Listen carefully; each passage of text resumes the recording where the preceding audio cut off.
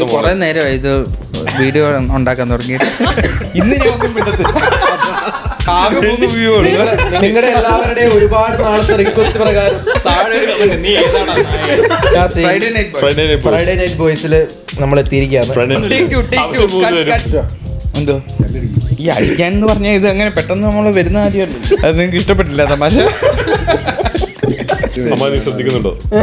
ശ്രദ്ധിക്കുന്നുണ്ട്. Serious topic. Spencer ഉറങ്ങുവാന്ന് തോന്നുന്നു. നിങ്ങൾ പറഞ്ഞാ വിശ്വസിക്കത്തില്ല. I am flying for the last 10 years. Weight കൽപ്പില്ല.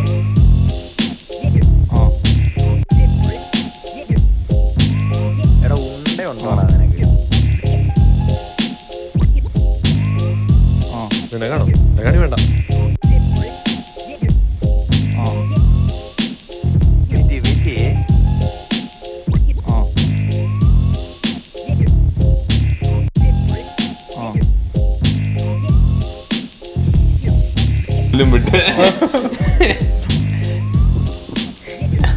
ഞാൻ എന്താ പറയാ, കുറെ നേരമായി ഇത് വീഡിയോ ഉണ്ടാക്കാൻ തുടങ്ങി.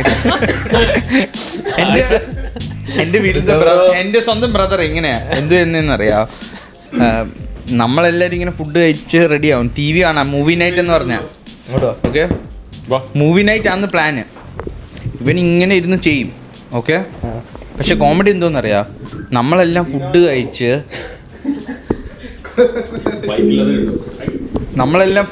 എല്ലാം റെഡി ആയി കഴിയാന്നേരാന്ന് ഇവൻ ടി വി സിനിമ ഓണാക്കുന്ന നേരാ. ഓക്കെ ഗൈസ്, നമ്മുടെ പുതിയ എപ്പിസോഡ് തുടങ്ങി. സത്യം പറഞ്ഞ ഒരാൾ കാട്ടിലൂടെ അല്ല എങ്ങനെയായിരുന്നു കഥ പറയുന്നത്? ഒരാൾ കാട്ടിലൂടെ, അയാൾ ഒറ്റയ്ക്കായിരുന്നു. ഇതാണ് അവന്റെ സ്റ്റാർട്ടിങ്. ഒരാളല്ല, രണ്ടുപേര് കാട്ടിലൂടെ അവരൊറ്റയ്ക്കായിരുന്നു. നടന്ന് എടുത്തത് എന്റെ എടുത്തിട്ട് ഇത് തീരും. ജോഷുവ എന്തെങ്കിലുമൊക്കെ ഒരു മണ്ടത്തിൽ എടുത്തിട്ട് നമുക്ക് അതിൽ പിടിച്ചങ്ങ് കയറാം. എന്റെ മോന്തിലോട്ട് camera action start camera rolling. അമ്മാനിപ്പോ മറ്റേത് രാജവർമ്മ അമ്മാൻ വർമ്മ. സീരിയസ് ആയിട്ട് അമ്മാൻ തുടങ്ങിയെന്ന് എനിക്കറിയാം.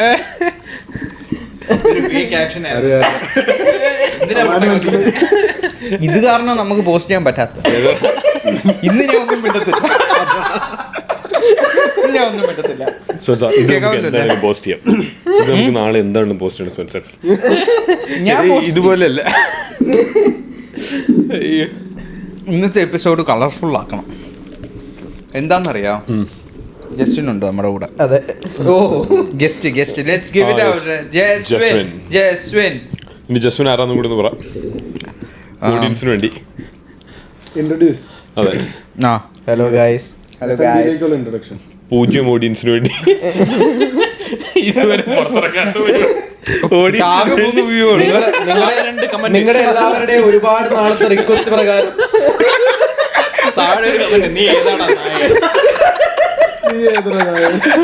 നിങ്ങളെല്ലാവരും കഴിഞ്ഞ 10-40 എപ്പിസോഡുകളായിട്ട് ചോദിച്ചുകൊണ്ടിരിക്കുകയാണ്. അതുകൊണ്ട് നിങ്ങളുടെ എല്ലാവരുടെയും അഭ്യർത്ഥന പ്രകാരം ഞാൻ എത്തി. ജിജ്ഞാസയിൽ നമ്മൾ ജിജ്ഞാസയല്ലേ ഫ്രൈഡേ നൈറ്റ് ബോയ്സില് നമ്മൾ എത്തിയിരിക്കുകയാണ്. ഫ്രൈഡേ നൈറ്റ് ബോയ്സിന്റെ ടാഗ് ലൈൻ ആർക്കെല്ലാം ഫ്രൈഡേ നൈറ്റ് ആയിരിക്കും. അല്ല, യെസ്, ഇവൻ മറന്നുപോയവൻ. ഞാൻ കഴിഞ്ഞ ക്ലാസ്സിൽ absent. We don't smoke every Friday night, but every night we smoke is a Friday night.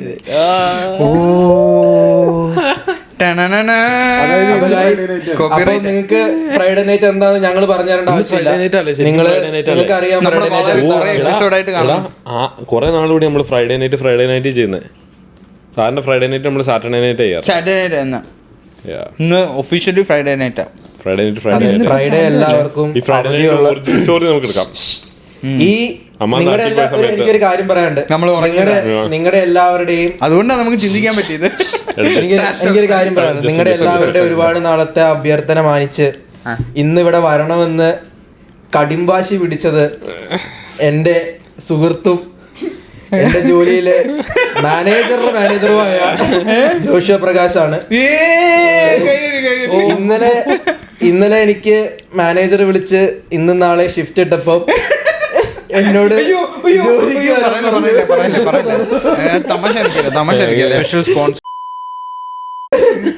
ഈ അങ്ങനെ ജോലിക്ക് വരാൻ പറഞ്ഞു. കമ്പനിയുടെ പേരൊന്നും ഞങ്ങൾ പറയത്തില്ല.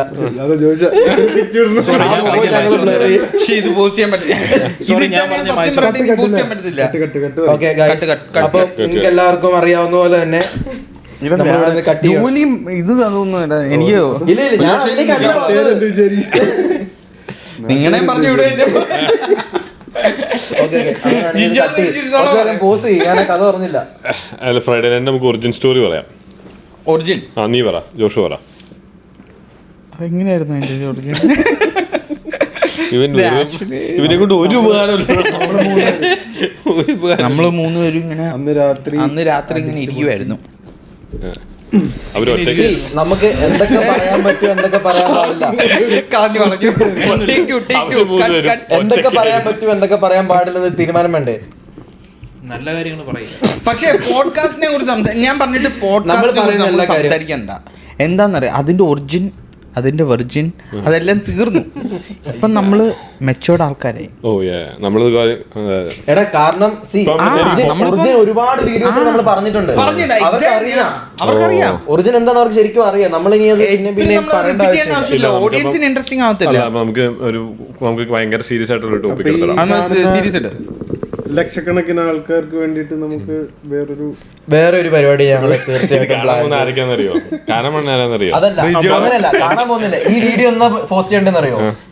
ലക്ഷക്കണക്കിന് ആൾക്കാർ സബ്സ്ക്രൈബർ ആയി കഴിഞ്ഞതിന് ശേഷം ഇതൊക്കെ ഞങ്ങൾ നേരത്തെ മുൻകൂട്ടി കണ്ടു.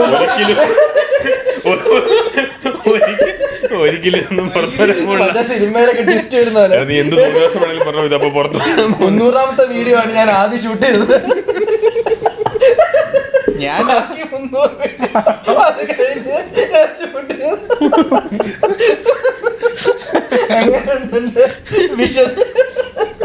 നല്ലതാ, കേട്ടോണ്ടിരിക്കാം. അല്ലാതെ നമ്മള് ചിത്രക്കാരല്ല. അല്ല റിജു എന്തോ കാണിക്കുന്ന മൊത്തം കൺട്രോൾ ചെയ്യാം. നിങ്ങൾ cinema കണ്ടോണ്ടിരിക്കുക,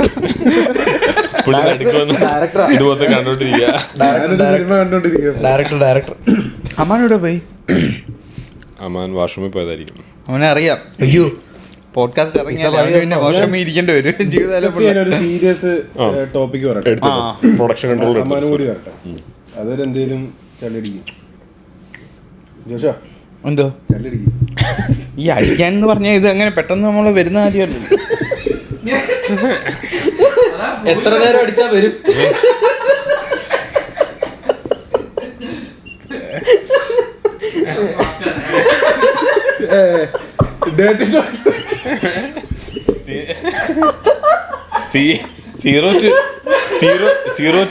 Zero to 100 first 2 second ഒറ്റടിക്ക്.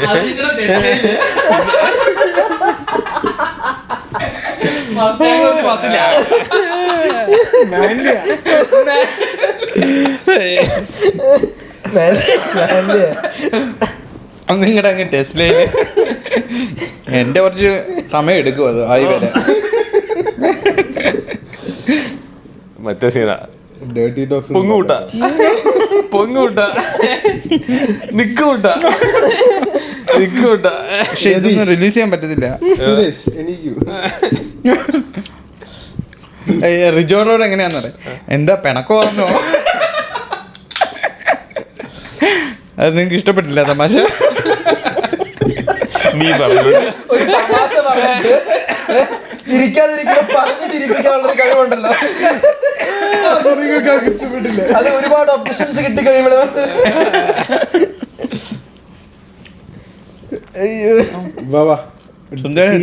സീരിയസ് ടോപ്പിക് ഡിസ്കസ് ചെയ്യാം. അമ്മാമ്പറ സുന്ദരനായിട്ട് വന്നു. നോക്കിയോ ക്യാമറ മുന്നിൽ വരുന്ന നോക്കിയോ ക്യാമറേന്റെ പുറകില് ആ ട്രാൻസിഷൻ കണ്ടോട്ടോ എനിക്ക് നോക്കിയോ ഒരു നമുക്ക് അമ്മാന് വേണ്ടി വെയിറ്റ് ചെയ്യാം. എന്താ മോനെ എന്താ വെച്ചാ നാളെ എന്താ നാളെ ആരാടാ? നാളെ ആരാന്നോ? ഓരോ ദിവസം ഓരോ ആൾക്കാരാണോ? അമ്മാൻ അങ്ങനെയൊന്നും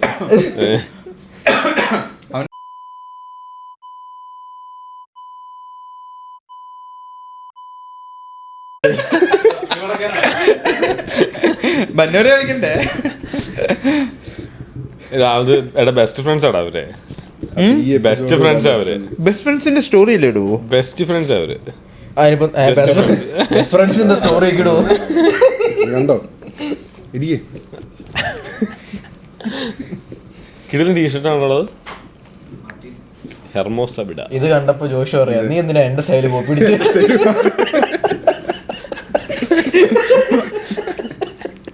ജുമ്മായിരുന്നു അവനെ നിർവഹിച്ചു. ആ മോശമായി പോട്ടെ നീ എന്തിനാ അവന്റെ സ്റ്റൈല് പിടിക്കുന്നു? ഇങ്ങനെ ഒരു ട്രെൻഡ് സെറ്റർ ആയി പോയി. എന്ത് ചെയ്യാനാ? ഇവർക്ക് ശാപം എന്റെ ജോഷോ നിനക്ക്. വേണ്ട ഓഡിയൻസ്, വേണ്ട വേണ്ട വേണ്ട വേണ്ട. ഗൈസ് എല്ലാവരും ജോഷുവിനോടുള്ള ലവ് കമന്റ് ബോക്സിൽ shout out to Joshu. One love Joshu. Joshu Prakash 08. Okay yes boys. Topic അമ്മ നീ ശ്രദ്ധിക്കുന്നുണ്ടോ? ശ്രദ്ധിക്കുന്നുണ്ട്. അമ്പാനെ അല്ല അമ്മാനെ അമ്പാനെ ഇതൊക്കെ ശ്രദ്ധിക്കണ്ട അമ്പാന് അമ്പാനല്ല അമ്മാൻ. അമ്മാന് സീരിയസ് ടോപ്പിക്. ഓക്കെ ഒരു മിനിറ്റ് ഞാൻ ആലോചിച്ചെടുക്കട്ടെ. അടിപൊളി ആശാങ്കിളി. ചാറ്റ്ജിപിടിയോട് ചോദിക്കാം. അല്ലടാ ഞാനത് ഓർത്ത് വെച്ചതാ. നമുക്ക് ഞാൻ പറയാം നമുക്ക് ചാറ്റ്ജിപിടി എടുത്ത് ആശാൻ ഒരു ഐഡിയ എടുത്തിട്ട് നീ വെയിറ്റ് ചെയ്യാം. ആശാന്റെ വരും. നമുക്ക് ഗുഡ് ടൈം കുറച്ച് ടെക്കി ആവണ്ടേ. ഓക്കെ ഓക്കെ പ്രോജക്ട് മാനേജർ ആശാൻ ഈ ചോദ്യം കേക്ക് എക്സൽ ഷീറ്റ് ബഡ്ജറ്റ് പ്ലാൻ ഈ പരിപാടി. ഓക്കെ ഓക്കെ പറ. അതായത് നമ്മളിവിടെ വരുമ്പോൾ ഈ കാനഡ ആൻഡ് ഇന്ത്യൻ്റെ ഒരു കമ്പാരിസൺ ആട്ടോ പറയുന്നത്. അപ്പോൾ നമ്മൾ കാനഡയിലോട്ട് വരുന്നതാണ്. ഇവിടെ ഒരു ജോലിയില്ല കാനഡയില് ഒരു കൾച്ചർ ഇല്ല. അതായത് ഇവിടുത്തെ റൂൾസ് ആൻഡ് റെഗുലേഷനും കാര്യങ്ങൾ. അതായത് കാണാൻ സ്ഥലങ്ങളൊക്കെ ക്ലീൻ ആണ്, ഗാർബേജ് ഒന്നുമില്ല. ആൾക്കാരാണെങ്കിലും ഇവിടെ വരുന്നവരാണെങ്കിലും ഇവിടെ ഓൾറെഡി ഉള്ളവരാണെങ്കിലും ആ ഒരു ഇത് മാനേഴ്സ് ഉണ്ട്, അത് പാലിക്കും. Like even greeting people, door തുറന്നു കൊടുക്കുക, വേസ്റ്റ് ബിന്നിൽ കച്ചറ ഇടുക, വഴിയിലൊന്നും ഇടാണ്ട്. സോ ഈ ഇന്ത്യയിൽ നിന്ന് വരുന്ന ആൾക്കാരാണ് ഇത് ചെയ്യുന്നത്. Like we also follow it naturally or like തനിയെ അത് ഫോളോ ചെയ്യും.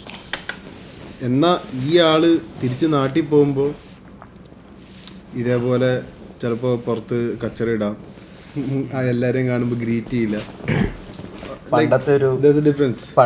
നിങ്ങൾ 3 പേരും നാട്ടിൽ പോയപ്പോഴും ഈ പറഞ്ഞ പോലെ ആ കൾച്ചറൽ ഡിഫറൻസ് ഒരു ക്വസ്റ്റ്യൻ അത് ആ കൾച്ചറൽ ഡിഫറൻസ് നിങ്ങൾ നോട്ടീസ് ചെയ്തു. അതായത് ഇവിടെ വരുമ്പോൾ നമ്മുടെ മെൻറ്റാലിറ്റി എങ്ങനെയാണ്, നാട്ടിൽ ഈ പറഞ്ഞ പോലെ സെയിം മെൻറ്റാലിറ്റി നമുക്ക് കീപ്പ് ചെയ്യാൻ പറ്റുന്നുണ്ടോ, അത് ചേഞ്ച് ആവുന്നുണ്ടെങ്കിൽ അതെന്തുകൊണ്ടാണ്? അത് നമ്മുടെ കൾച്ചറും കൊണ്ടാണോ ചുറ്റിനുള്ള ആൾക്കാരും കൊണ്ടാണോ? സ്പെൻസൺ ഉറങ്ങുവാന്ന് തോന്നുന്നു.